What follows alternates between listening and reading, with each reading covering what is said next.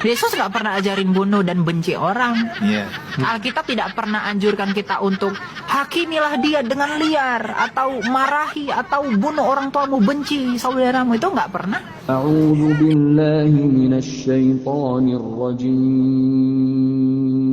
بسم الله الرحمن الرحيم Bismillahirrahmanirrahim. Assalamualaikum warahmatullahi wabarakatuh.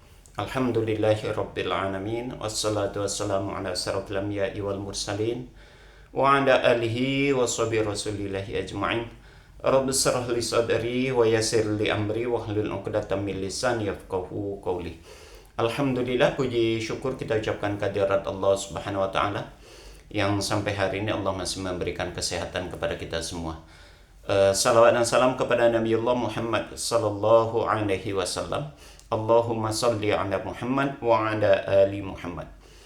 Uswatun hasanah buat kita semua, contoh suri tauladan hidup untuk seluruh umat manusia. Saudara sekalian, pada kesempatan kali ini kita coba memberikan satu tanggapan reaksi terhadap Elia Miron yang dimana di awal tadi sudah kita saksikan pernyataannya berkaitan tentang kekerasan lah, intinya tentang begitu, dimana dia dengan yakin tadi menyatakan di dalam Alkitab tidak ada ajaran bunuhlah mereka, ya pokoknya tentang kesadisan, tentang kekejaman, dan tentang tentang teror lah, intinya begitu. Saya tahu apa yang dia sampaikan itu merupakan bentuk sindiran kepada agama Islam, ya, karena pernyataan-pernyataan seperti ini sebetulnya bukan hal yang baru, ya, di kalangan orang-orang yang Islamofobia, yang menanamkan konsep Islamofobia, ya biasanya begitu, doktrin-doktrin menyatakan ataupun ucapan-ucapan yang seolah-olah Islam itu agama yang sadis, agama yang brutal gitu ya, pembunuh dan lain sebagainya begitu. Ya disebabkan mungkin kebencian itu hanya didorong oleh rasa kebencian yang dimiliki oleh mereka saja. Hanya saja menurut saya Elia Miron ini berlebihan dan tidak jujur gitu ya. Kasihan ngelihatnya, dan ya termasuk geli juga ngelihatnya begini. Kenapa saya bilang kasihan? Ya karena dia itu ibarat pepatah, ya, pepatah yang ada sering kita dengar. Dia itu sennya sen kiri tapi beloknya ke kanan. Kenapa pepatah itu berlaku kepada Elia Miron? Ya, lain yang terucap di dalam Alkitab, lain yang disampaikan. Ya, kenapa demikian? Ya karena memang Alkitab sendiri tidak seperti apa yang dia ucapkan itu isinya. Ya, saya mau menyampaikan atau mau membacakan beberapa ayat dari Alkitab ini yang menunjukkan bahwasanya Alkitab sendiri banyak menyuruh untuk membunuh, banyak menyuruh untuk melakukan kebrutalan dan kekejaman. Ya, kita contoh diantaranya nih. Saya hanya banyak sekali. Saya hanya mau menyebutkan beberapa saja. Pertama di Matius pasal 10 ayat 34. Apa isinya? Di situ dijelaskan, jangan kamu menyangka bahwa aku datang untuk membawa damai di atas bumi.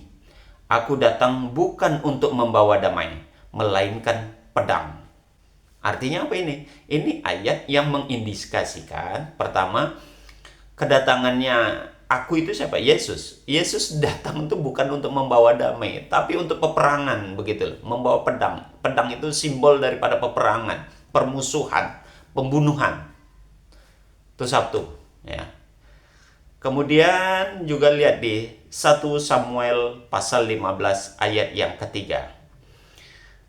Jadi pergilah sekarang, kalahkanlah orang Amalek, tumpaslah segala yang ada padanya, dan janganlah ada belas kasihan kepadanya. Bunuhlah semuanya, laki-laki maupun perempuan, anak-anak maupun kanak-kanak maupun anak-anak yang menyusui, lembu maupun domba, unta maupun keledai. Ayat ini begitu sadis, ya. Apa salahnya orang-orang Amalek ini? disuruh datang ke Amalek untuk menumpas semuanya, baik laki-laki maupun perempuan, ya, membunuh anak-anak, bahkan bayi yang sedang menyusui pun harus dibunuh. Apa nggak kejam itu? Ya, bahkan di sini lembu, domba, unta, keledai, apa salah mereka? Harus ditumpah semua, ya, harus ditumpas, harus dibunuh, harus dibantai. Ini lebih sadis ini. Kalaupun ada di Islam itu ayat-ayat tentang peperangan, ya, tentang peperangan yang harus diperangi, di situ orang tua tidak boleh, perempuan tidak boleh, anak-anak tidak boleh, binatang-binatang tidak boleh, tumbuh-tumbuhan tidak boleh dirusak. Tetap ada etika dalam peperangan di Islam. Ini lihat ini, 1 Samuel pasal 15 ayat 3. Ya, brutal, sadis, kejam. Itu yang ada di dalamnya itu. Oke. Kemudian Lukas pasal 14 ayat 26. Jikalau engkau datang kepadaku dan ia tidak membenci bapaknya, ibunya, istrinya, anak-anaknya, saudara-saudara lakinya, ya, saudara-saudara laki-laki atau perempuan, bahkan nyawanya sendiri, ia tidak dapat menjadi muridku. Ini lucu sekali. Tidak saja sadis terhadap orang lain, bahkan di lingkungan keluarga sendiri. Kalau mau menjadi murid Yesus, di dalam ayat ini Lukas pasal 14 ayat 26, dia harus membenci bapaknya, dia harus membenci ibunya, dia harus membenci saudaranya yang laki-laki, saudaranya yang perempuan, ya, bahkan nyawanya sendiri, gitu loh. Jadi di sini jelas bahwasanya kalau apa yang disampaikan oleh Elia Miron tadi, ayat Alkitab itu tidak ada memerintahkan kita bunuhlah mereka, tumpaslah mereka, tidak ada tentang kekejaman ini. Terus ayat-ayat ini tadi apa? Belum selesai di situ. Ulangan pasal 20 ayat 16. Tetapi dari kota-kota bangsa-bangsa itu yang diberikan Tuhan Allahmu kepadamu menjadi milik pusakamu, janganlah kau biarkan hidup apapun yang bernafas.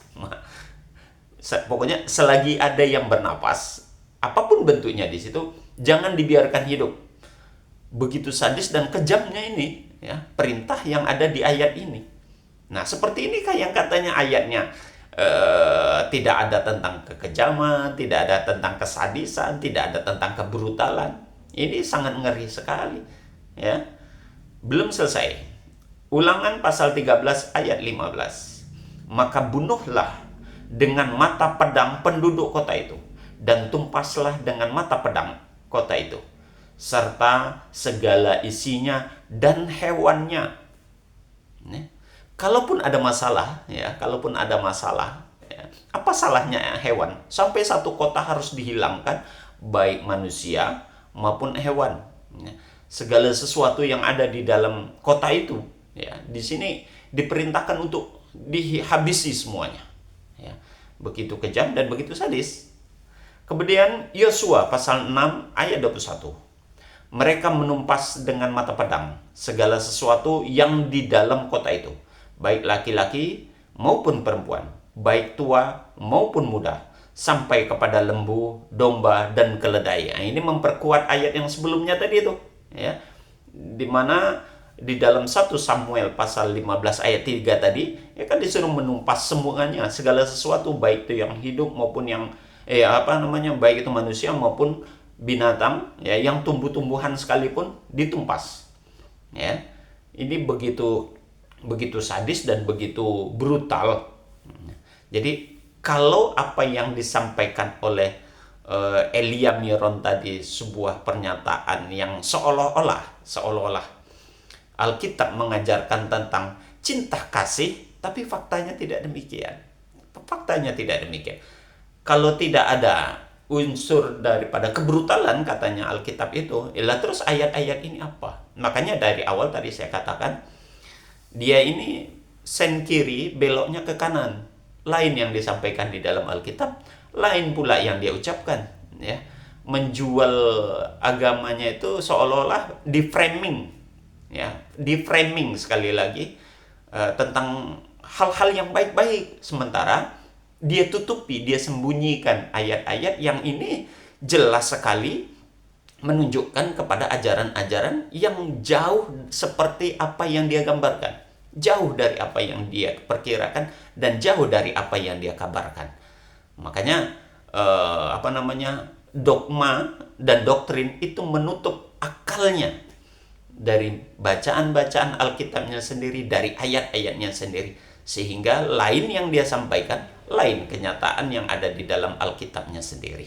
Jadi kepada Elia Miron, cobalah jujur di dalam menyampaikan pengkabaran Alkitabmu, dan juga yang tidak kalah pentingnya, coba Elia Miron baca kembali Alkitabmu itu. Demikian saudara, semoga ini bermanfaat. Kita tutup dengan kafaratul majelis. Subhanakallahumma wa bihamdik, asyhadu an la ilaha illa anta, astaghfiruka wa atubu ilaik. Assalamualaikum warahmatullahi wabarakatuh.